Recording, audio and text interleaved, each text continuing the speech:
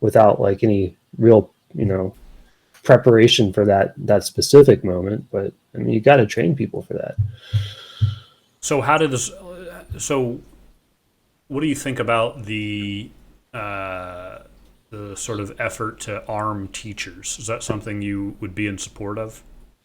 I think there's potential there. Like, I mean, obviously, if you're going to have more guns around, that's more opportunities for something to go wrong, and, get into a kid's hands or something, or, but I think there's got to be ways to mitigate that too. So, uh, it seems like there, that could be an option.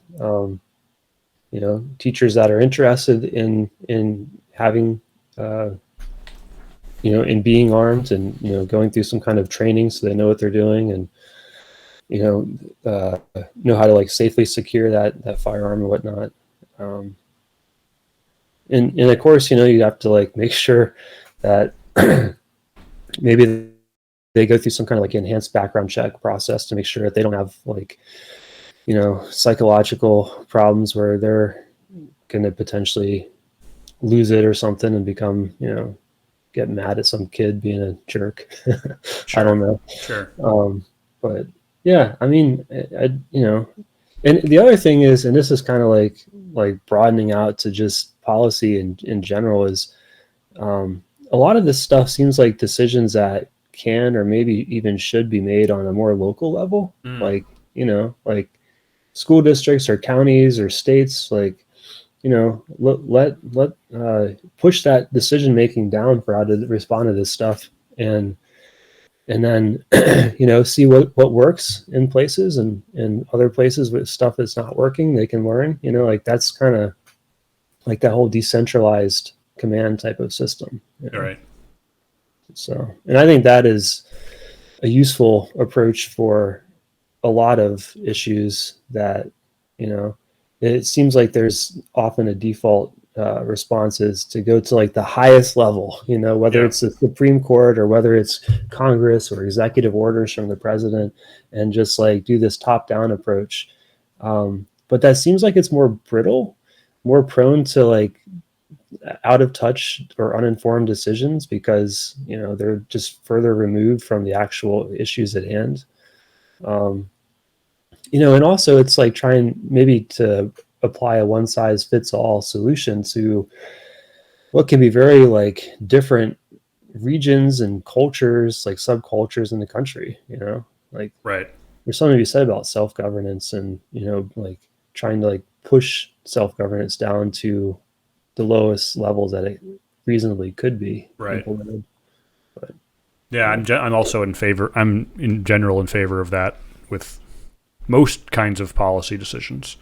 Um, I will say, so the whole arming of teachers thing, um, people get upset about this.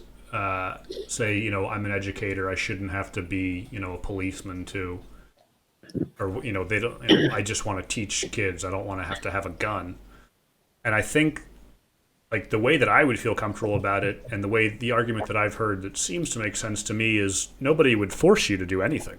right. But let's Yeah. say, like, imagine you're an ex-military, veteran, and you decide to get into teaching, and you have military training. You know how to handle a firearm, and you live in a state that has, say, concealed carry, and you have a concealed carry permit.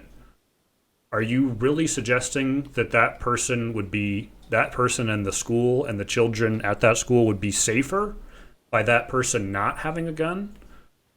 That doesn't make any sense to me. So I like it seems to me that if you like you said if that's something you want to do and you have the training for it or you're willing to get the training and whatever the rules are, whatever kind of restrictions you wanted to put into place, I don't know why you would deny that person uh, that ability, especially because I mean not universally, but certainly very widespread, is schools are sort of regarded as gun-free zones, right? You put up your Right. sign at the Yeah. entrance, this is a gun-free zone. Well, I mean, how is that not an open invitation for somebody to get a gun and come in there and wreak havoc, right? Because there's no guns. Or do you feel safer because you put up a sign that made it a gun-free zone? Right. It Yes, doesn't. This exactly. is It's a completely soft target. backwards to me. Yeah. So there's another argument about that I've heard. We protect the president with guns. We protect congressmen, senators with guns. We Right. protect our local city council meetings or whatever with guns. We protect sporting events with people with guns. We protect any high value target with guns, right? I mean, like Yeah. anything that is important.